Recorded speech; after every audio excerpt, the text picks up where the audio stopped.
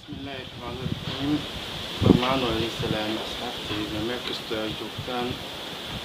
Waa anigoo ah Akram Sheekh. Waxaa idin leeyahay maalin wanaagsan.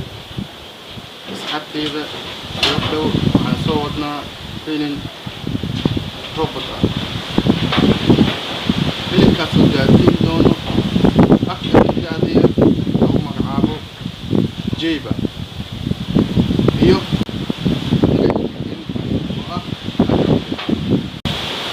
asxaabta waxaa idin karaho markalmaahan waxay tahay subscribe, share, like, comments